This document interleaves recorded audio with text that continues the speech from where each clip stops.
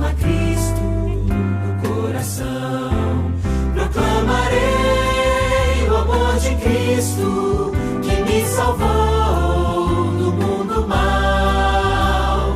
E eu bem sei que crendo nele terás a paz também que eu encontrei.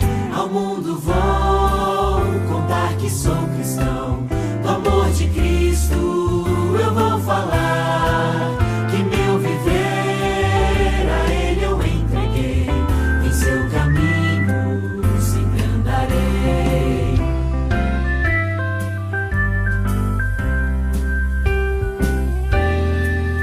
Ao mundo vou falar que Cristo vem, sim, vem muito breve buscar os seus.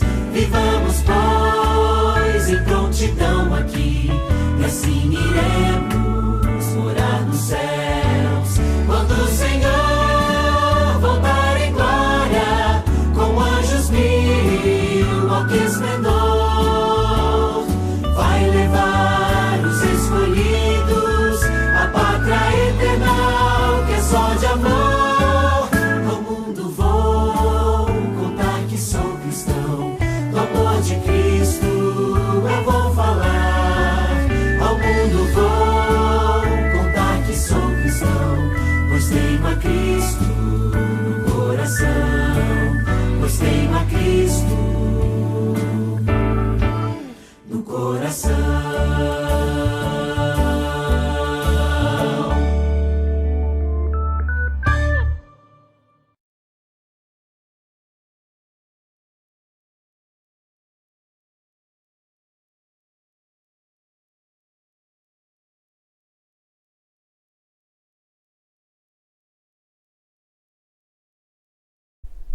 Olá, meu querido amigo, minha querida amiga, bem-vindo a mais um estudo do Apocalipse, e hoje o tema é as 3 mensagens angélicas, um tema que eu amo, eu acho sensacional, e o Apocalipse traz uma mensagem extremamente importante para você e para mim nos nossos dias antes que Jesus volte. Então, se você tem mais interesse ainda em estudar a Bíblia, se você quer entender o que significa essas 3 mensagens angélicas, eu te convido agora a fechar os olhos. Vamos pedir a iluminação do Espírito Santo para podermos compreender o que Deus quer nos falar. Feche seus olhos. Querido Pai, muito obrigado, Senhor, por mais um dia de vida, de saúde. Que o Senhor esteja conosco durante esse estudo, iluminando a nossa mente e nos fazendo entender aquilo que o Senhor preparou para cada um de nós. Perdoe os nossos pecados, te pedimos tudo isso pelo sangue de Jesus na cruz do Calvário. Amém. Bom, meus queridos, vou agora compartilhar com vocês o nosso slide. E começando aqui pelo tema, as 3 mensagens angélicas, ou seja, os 3 anjos, os 3 mensageiros. Nós temos aí, primeiramente, a ideia de conceito de verdade. Verdade presente. Você já ouviu falar sobre isso em algum momento da sua vida? O que significa isso? É uma mensagem específica que Deus tem para cada povo em um período da história da humanidade diferente. E não é muito difícil entender isso aí. Se nós formos lá para o Éden, Deus tinha uma mensagem, uma verdade, uma mensagem ali para Adão e para Eva, que era: não coma do fruto. Se você comer, vocês vão morrer. Lá na Arca de Noé, a verdade presente era que entrem na arca ou vão morrer. E Deus, a todo momento, tem uma mensagem e vai pregando para o seu povo. Na época de Cristo, vai vir uma criança, ela vai nascer, viver e morrer para salvar o pecador. Porém, inclusive, muitos escutaram essa mensagem, mas não estavam prontos para ela. Então, se eu te perguntasse hoje, qual é a mensagem, qual é a verdade presente para os nossos tempos, você saberia me responder? Pois o estudo de hoje visa justamente para aqueles que não têm essa resposta, dar algo para vocês. E essa resposta é as 3 mensagens angélicas.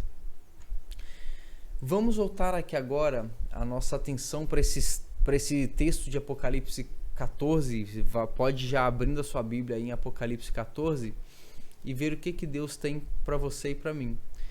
Abre aí Apocalipse 14, versos 6 a 7 e vamos ler. Vi outro anjo voando pelo meio do céu, tendo um evangelho eterno para pregar aos que se assentam sobre a terra e a cada nação e tribo e língua e povo, dizendo em grande voz: temei a Deus e dai-lhe glória, pois é chegada a hora do seu juízo, e adorai aquele que fez o céu, a terra, o mar e as fontes das águas.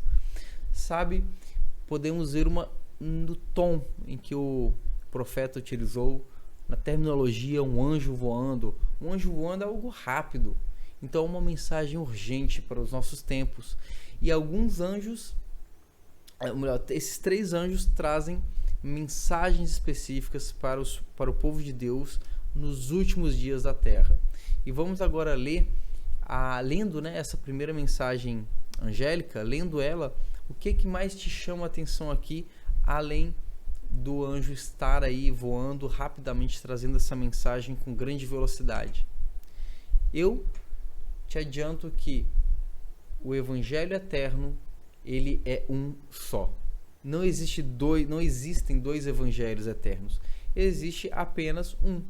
Deus não tem 2 evangelhos. Ele é sempre o mesmo. A mensagem é sempre a mesma. O caminho da salvação desde o Éden é o mesmo. Sabe como que eu sei disso? Quando Adão e Eva pecam, o próprio Deus faz peles de animais para eles, e para tampar a nudez do casal que pecou, Deus faz o primeiro sacrifício, e simbolizando que lá na frente Cristo iria morrer para cobrir os pecados, a nudez de Adão e Eva. Deus faz da pele do cordeiro vestes para o casal. Deus providencia o sacrifício antes de qualquer um. O cordeiro de Deus é o sacrifício. E percebe que o evangelho é o mesmo desde o Éden, não mudou. Então Deus, ele não tem um outro evangelho. O evangelho, ele é eterno. Um outro ponto, é chegada a hora do juízo de Deus. Então, temei-lhe a Deus e dai glória, pois é chegada a hora do seu juízo. Então, assim, a Bíblia é clara em dizer que eu e você, todos, nós teremos um dia os nossos casos decididos. A nossa vida será julgada e seremos libertos ou condenados por aquilo que nós escolhemos. Então, nós temos que entender melhor o assunto do juízo para entrarmos aí nas 3 mensagens angélicas. E para isso, nós vamos até o Antigo Testamento para entender um pouco melhor. Lá, naquele sistema sacrificial do Antigo Testamento, eles levavam animaizinhos para simbolizar o perdão dos pecados. E os milleritas, Guilherme Miller e seus amigos, estudando todo esse sistema de sacrifícios do santuário, eles chegam a uma conclusão, que a purificação do santuário, que acontecia lá para o povo de Israel, que era um dia de juízo, seria a volta de Jesus. No dia 22 de outubro de 1844, Jesus iria voltar. Porém, devido aos nossos estudos passados, nós sabemos que eles erraram. Mas eles não erraram a data. Eles erraram o evento. Não era a volta de Jesus. Mas a ideia de purificação do santuário ali era o início do julgamento de toda a humanidade. Então, o juízo de Deus, ele acontece em 3 fases. E eu quero falar sobre essas fases para você, dando apenas uma pequena introdução, que Guilherme Miller e os amigos dele, retomando a ideia de Guilherme Miller aqui, eles concluíram, como já disse, que Jesus voltaria no dia 22 de outubro de 1844 e Jesus não voltou. Como disse, eles erraram o evento, mas acertaram a data. E assim como o dia da purificação para Israel era um dia de juízo, lá no Santuário Celestial começou nesse dia, nessa data de 1844, começou uma purificação para os habitantes da terra, ou seja, um dia de juízo. Então nós vamos agora entender melhor com as 3 fases do juízo de Deus. Nesse momento, Hoje, o que nós vivemos aqui hoje, nós chamamos de pré-advento, que é o quê? É o momento em que Deus está julgando toda a humanidade, e essa primeira fase ele está julgando, sabe quem? Apenas os que creram em Jesus e aceitaram o sacrifício dele. Esses são os que estão sendo julgados nesse exato momento. E a Bíblia, porque a própria Bíblia nos diz que o juízo deve começar pela casa de Israel, pelos aqueles que aceitaram o Evangelho. Então Deus começa o juízo julgando aqueles que aceitaram ele como Salvador. Então, lá no santuário celestial, onde Cristo se encontra hoje, ele está julgando os casos daqueles que estão salvos, daqueles que aceitaram Jesus como Salvador. E quem não aceitou? Esse aí já está condenado. Obviamente ele já está condenado. E na segunda fase, a fase do comprobatório, que nós colocamos essa nomenclatura para distinguir os três momentos, no momento de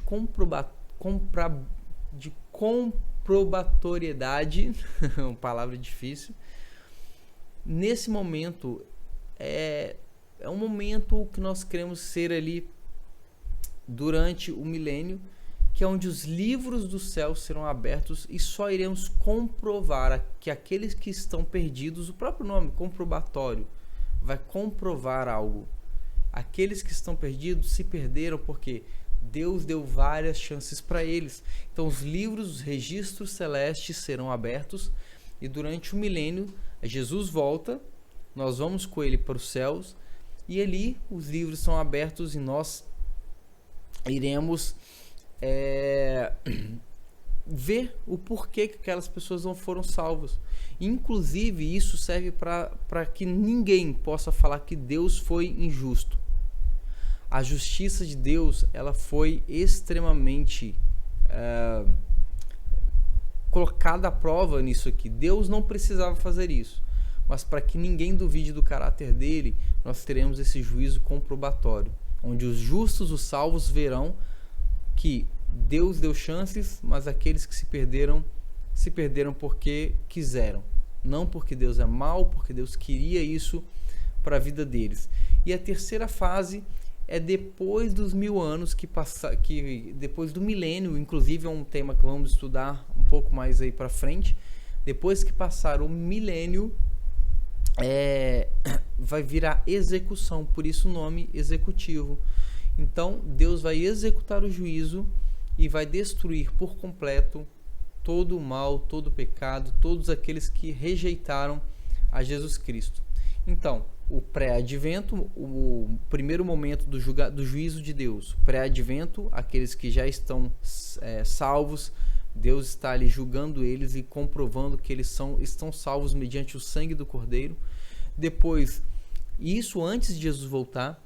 Depois, Jesus volta, nós vamos para os céus e lá os livros celestes serão abertos e veremos o que cada um fez para não estar salvo. Então, vamos comprovar o momento aí, o segundo momento, o momento comprobatório de que Deus é justo. E por fim, depois, ao findar esses 1000 anos, lembrando, isso aí de milênio nós ainda vamos ver, mas ao findar esses 1000 anos, Cristo volta à Terra e aí, ele voltando à Terra, ele executa o juízo, a terceira parte do juízo, que é a parte executiva, onde ele vai terminar de vez com todo o mal, com toda a injustiça, com todo o pecado do mundo inteiro. Eu creio que tenha ficado claro. Isso é bíblico porque Deus precisa julgar. Amor e juízo andam lado a lado. Justiça e amor, eles são equiparados, eles estão no mesmo âmbito. Não dá para Deus ser apenas amor e não julgar, e não dá para Deus apenas julgar e não ter amor. O caráter de Deus é juízo, justiça, amor, misericórdia. Avançando aqui um pouco mais, em Apocalipse 14:7 fala assim que o primeiro anjo nos chama a quê? A ter uma atenção a duas doutrinas. A primeira é o juízo, como nós já mencionamos, e a segunda é a fala adorai aquele que fez, ou seja, adorai ao Criador. E nós já falamos que, em Êxodo 20, Deus é o Criador. Lá nos 10 mandamentos, o anjo de Apocalipse usa a mesma expressão do 4º mandamento. Adore aquele que fez o céu, a terra e o mar. A Bíblia não é por um acaso, não são meras coincidências. Pode ter certeza disso. Existem estudos científicos a respeito disso, inclusive. Então, o apóstolo João estava mencionando Êxodo, aquele que fez o céu, a terra e o mar. Sabe, é explícito ali essa ideia de Apocalipse a Êxodo 28, 11, aos 10 mandamentos, ao sábado especificamente. O anjo diz, adore ao Criador. A questão final, meu amigo, minha amiga, é sobre adoração. A quem você e eu vamos adorar? Aquele que adora o domingo? Aquele que não segue os mandamentos de Jesus? Ou aquele que fez o sábado e esse que é o Criador dos céus, da terra e do mar? Sabe, partindo agora para a segunda mensagem, em Apocalipse 14, 8, fala assim: seguiu-se outro anjo, o segundo, dizendo, caiu a grande Babilônia, que tem dado a beber a todas as nações do vinho da fúria da sua prostituição. Vamos lá. Foi a Babilônia que escravizou o povo judeu, e Nabucodonosor, ele governou por 43 anos ali, aquele povo, a cidade de Babilônia, e Daniel previu que aquela cidade ela seria o quê? Destruída, ela seria dominada pelos medo-persas. E no capítulo 5 de Daniel, nós já vemos ali o neto de Nabucodonosor, Belsazar, onde estava dando um baita festão, e de repente uma mão escreve na parede, Mene, Mene, Tekel, Parsim, e o rei não entendeu nada, chamou os sábios não entenderam nada, chama Daniel. Daniel chega e Daniel então explica, Mene, Mene, contou Deus o teu reino, Tekel, pesado foste na balança e foste achado em falta, e Parsim, falando que o reino seria dividido e dado aos persas.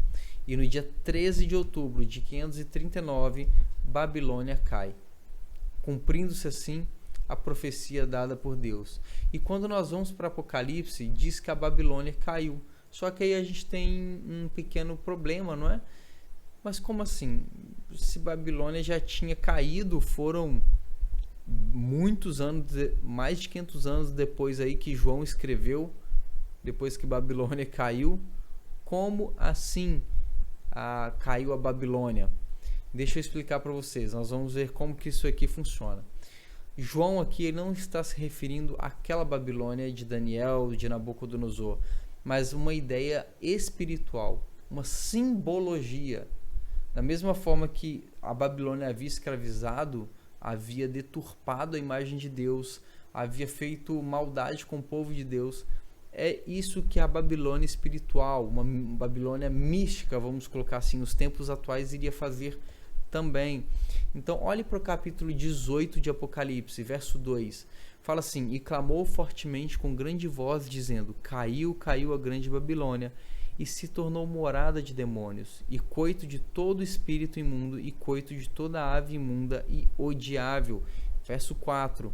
E ouvi outra voz do céu que dizia, sai dela, povo meu, para que não sejas participantes dos seus pecados, e para que não incorras nas suas pragas. Então, tanto Apocalipse 14 quanto 18, a sentença foi dada. Mas se Babilônia não existe mais, de quem que ele está falando? De uma Babilônia espiritual. Tanto que Deus pede para que o povo saia dela. Sai dela, povo meu, sai dela. Deus tem pessoas do povo dele que ainda estão nessa Babilônia espiritual e que Deus chama eles para sair. E hoje essa realidade, essa Babilônia, inclusive traz uma ideia, né, de você ter uma confusão religiosa. É o que está acontecendo nos dias atuais. Hoje a gente quer seguir a Cristo, seguir de verdade, ok, eu quero pegar minha Bíblia, ir para a igreja de Deus e seguir o que Deus está falando. Mas aí eu te pergunto, qual que é a igreja de Deus?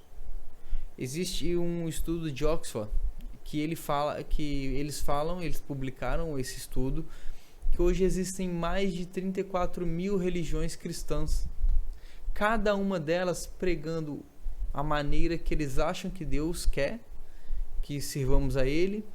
E você fica se perguntando, beleza, para onde eu vou? Você fica até perdido, né? Não sabe para onde você vai. Há tantas propostas, há tantos ensinos distintos que a gente fica perdido. Essa é a Babilônia dos dias atuais. A ideia de confusão, a ideia de deturpar a imagem de Deus. E esse nicho de religiões, ele causa uma confusão que coloca pessoas longe do que realmente é a palavra de Deus. Essa Babilônia, ela embebeda as pessoas. Olha lá em Apocalipse 18:3. Porque todas as nações beberam do vinho da ira da sua fornicação, e os reis da terra fornicaram com ela, e os mercadores da terra se enriqueceram com a abundância de suas delícias. Sabe, esse vinho que embebeda as multidões são os falsos ensinamentos, as falsas doutrinas. Eu já vi gente se falar que é Cristo. Eu estou esperando eles morrerem e ressuscitarem ao terceiro dia, e talvez a gente até acredite, né? Mas muitos têm a capacidade de falar que eu sou Cristo. Ou o domingo é o dia de guarda. O que me assusta não é isso, porque Jesus já profetizou na Bíblia que iriam vir falsos cristos em nome dele. O que mais me assusta é o desconhecimento da palavra de Deus. É ver cristãos sendo enganados por essas pessoas, sendo que eles têm a palavra de Deus na mão. Isso é Babilônia. A gente não sabe distinguir mais a verdade. No capítulo 18 existe um último clamor. Em Apocalipse 18:4, ao ser lido com João 10:16, Deus diz: ainda tem ovelhas fora do aprisco. E hoje, se você se acha essa ovelha fora do aprisco, Deus está te chamando para vir para o aprisco, para vir para onde está a verdade. Não uma placa de igreja em si, mas um povo que ensina o que está na Bíblia. Placa de igreja não salva ninguém, amigo, mas a verdade, ela salva. Conhecereis a verdade vos libertará. Deus nos chama para sair dessa confusão, dessa Babilônia de ideias, de confusões religiosas, e seguir a Ele em espírito e em verdade. Em verdade. E aí nós temos a terceira mensagem angélica, que fala assim: seguiu-se a estes outro anjo, o terceiro, dizendo em grande voz: se alguém adora a besta e a sua imagem e recebe a sua marca na fronte ou sobre a mão, também esse beberá do vinho da cólera de Deus, preparado sem mistura, do cálice da sua ira, e será atormentado com fogo e enxofre, diante dos santos anjos e na presença do Cordeiro. A fumaça do seu tormento sobe pelos séculos dos séculos, e não tem descanso algum, nem de dia nem de noite, os adoradores da besta e da sua imagem, e quem quer que receba a marca do seu nome. Novamente, o Apocalipse faz um reforço da ideia da marca da besta. O último anjo. E desses três anjos tem uma mensagem para nós muito forte, mas esse último anjo, ele tem uma mensagem um pouco antes de Jesus voltar. Quem adora a besta e a sua imagem está fadado à derrota. Esse recebe o vinho da cólera de Deus, ou seja, vai receber a justiça de Deus para aqueles que não creram em Jesus. E como que a ira divina vai se manifestar? Apocalipse 15:1. E vi outro grande e admirável sinal no céu, 7 anjos que tinham as 7 últimas pragas, porque nelas é consumada a ira de Deus.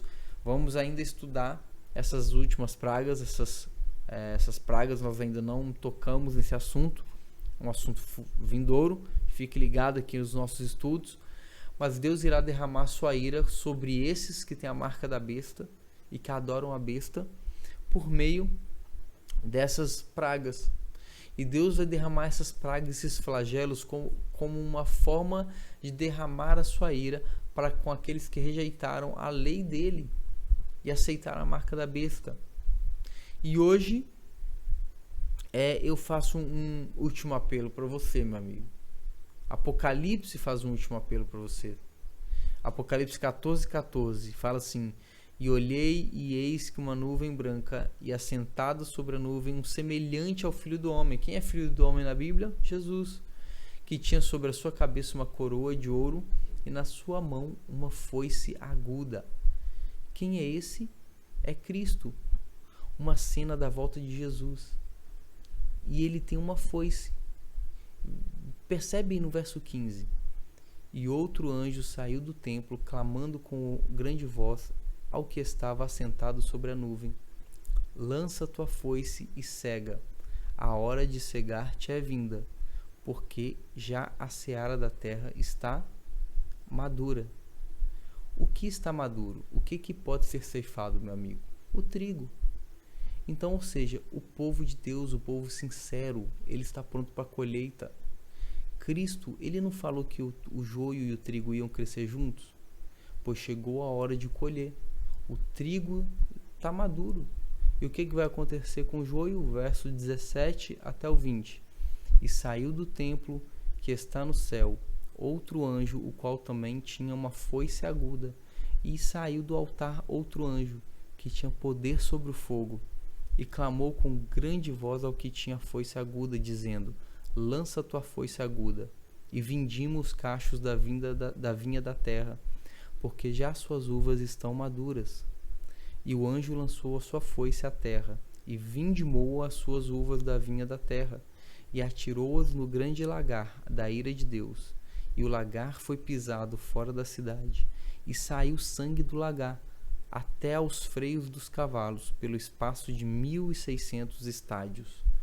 O lagar era onde as uvas eram pisadas, esmagadas. Isso é a destruição dos ímpios. Amigo, Apocalipse 14, ele apresenta uma mensagem de Deus falando da colheita, da ceifa e da vide.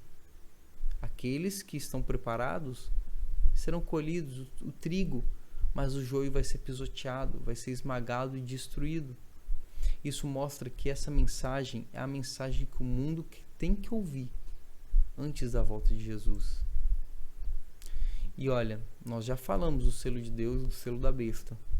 E quando observamos o selo de Deus, nós o recebemos na fronte.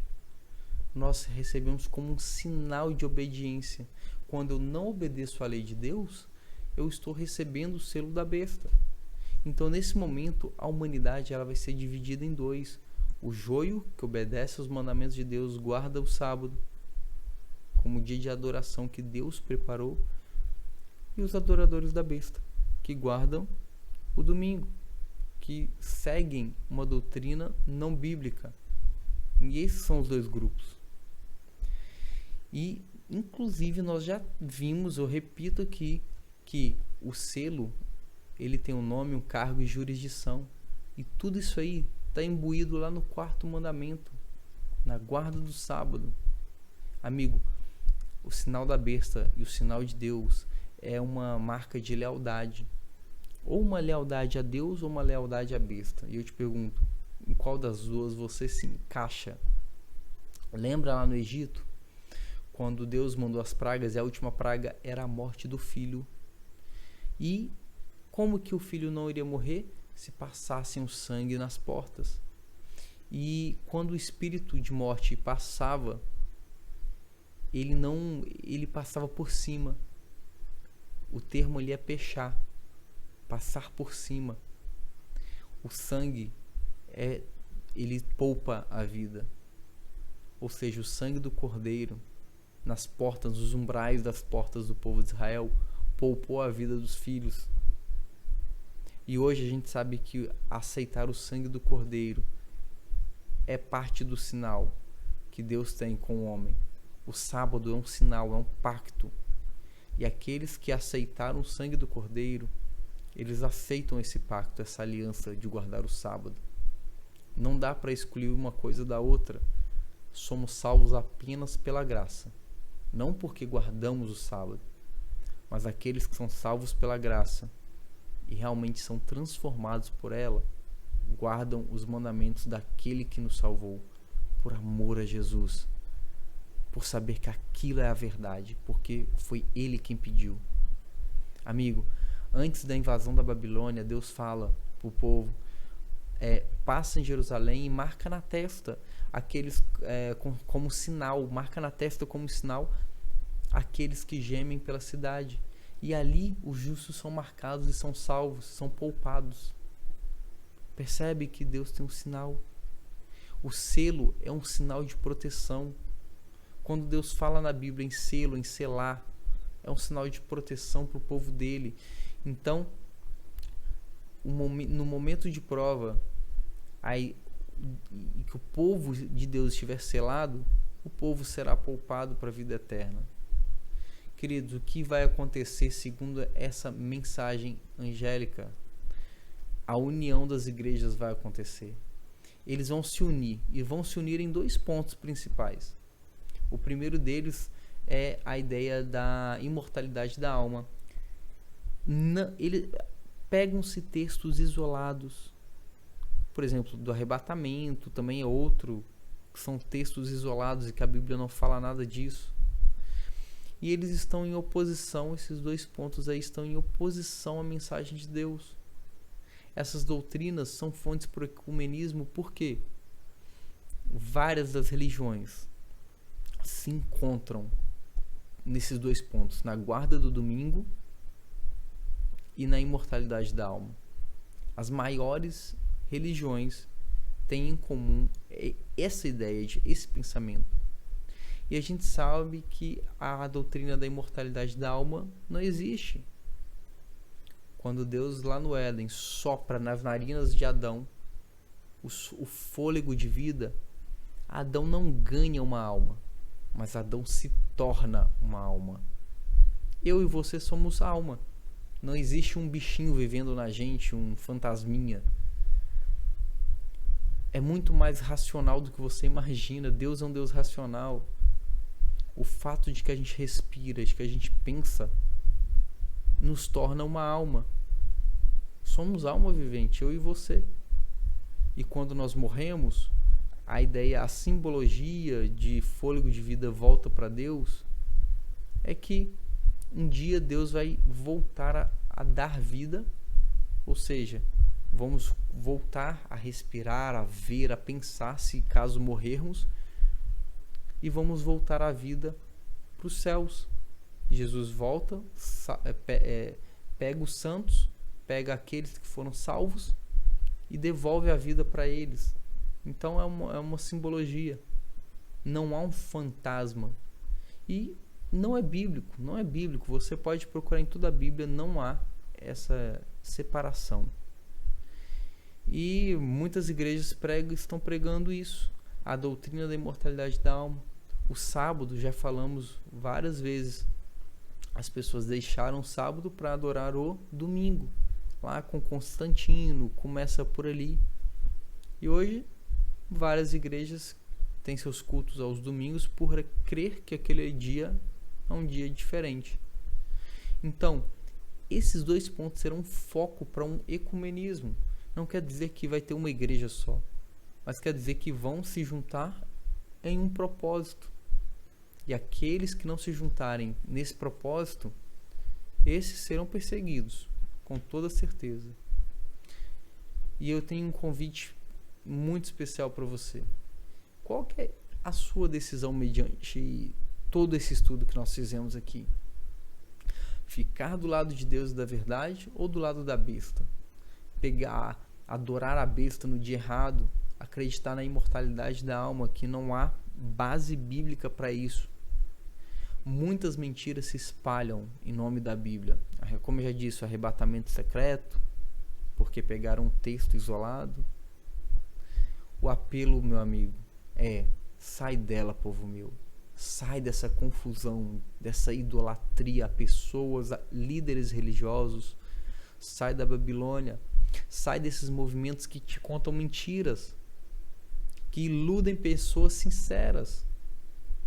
Querido, Deus tem um povo na Babilônia, um povo sincero, e Ele talvez esteja chamando você, que há muitos anos está em um local onde não se prega a palavra de Deus. Se pregam mentiras e mais mentiras, e hoje você está descobrindo uma nova verdade. Seu pastor tem 1000 desculpas, mas sabe, Se, pois, o Filho vos libertar, verdadeiramente sereis livres. João 8,36. Amigo, o último apelo que Jesus faz para nós é para que nós saiamos de Babilônia. E Jesus disse isso aí em João 8,36. A verdade, ela liberta. A verdade em Cristo, ela traz paz, traz liberdade. Como é que eu posso ser liberto? É Jesus que liberta da ignorância. E hoje Ele está te dando a oportunidade de conhecer um pouquinho mais. Sabe? Eu já vi muita gente sendo enganada. Eu já vi muita gente que perdeu o filho, bebê, e líderes religiosos disseram que ele estaria perdido porque não foi batizado como bebê, sendo que na Bíblia você não é batizado quando bebê. Na Bíblia você é batizado já adulto por imersão, para simbolizar que você se arrepende dos seus pecados. Um bebê não tem consciência dos seus pecados ainda.